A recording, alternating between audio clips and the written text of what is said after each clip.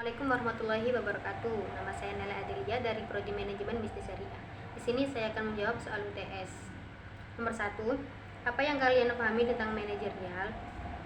Manajerial adalah sebuah ilmu dalam mengatur segala sesuatunya dengan benar. Pelaku ilmu disebut manajer.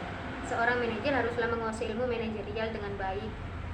Menurut konsultan Peter, manajer adalah orang yang bertanggung jawab untuk merencanakan, melaksanakan, dan mengawasi. Sedangkan manajemen adalah proses perencanaan, pengorganisasian, pengarahan, dan usaha-usaha para anggota organisasi yang telah ditetapkan. Soal kedua, bagaimana kalian dapat menerapkan konsep manajemen dalam kehidupan sehari-hari sekaligus berikan contohnya. Penerapan manajemen yang ada pada kehidupan mahasiswa diantaranya 1. Keterampilan manajemen waktu.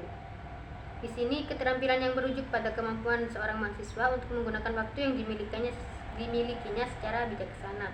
Kedua, keterampilan manajemen perencanaan. Keterampilan yang dilakukan mahasiswa untuk dapat merencanakan apa yang bisa membuat motivasi untuk mencapai suatu masa dengan tujuan agar tidak salah jalan. Ketiga, keterampilan manajemen pengorganisasian merupakan keterampilan yang dilakukan mahasiswa untuk dapat membagi setiap atau menjadwalkan kegiatan secara bijaksana. 4. Keterampilan manajemen pengarahan. Keterampilan manajemen yang dilakukan mahasiswa dalam mengarahkan atau menempatkan suatu hal secara bijaksana. Contohnya adalah keterampilan teknis, keterampilan konseptual, keterampilan sosial atau interpersonal. Soal ketiga, bagaimana pengaruh lingkungan eksternal dan internal dalam suatu organisasi ataupun perusahaan? Lingkungan eksternal pada dasarnya mempengaruhi jenis keputusan berdasarkan faktor-faktor di luar perusahaan, misalkan konsumen, pesaing, dan supplier. Elemen tersebut membentuk pertimbangan keputusan apa yang diambil jika elemen-elemen tersebut berubah. Sedangkan internal perusahaan dipengaruhi oleh faktor karyawan, produksi, dan kinerja keuangan. Faktor eksternal dapat dievaluasi dampaknya terhadap perusahaan lebih mudah dibandingkan faktor eksternal.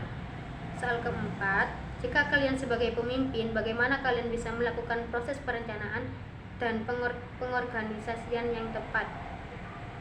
Yaitu dengan cara proses perencanaan dan pengorganisasian yang tepat harus didasari pada analisis sumber daya yang dimiliki dan potensi apa yang biasa dilakukan.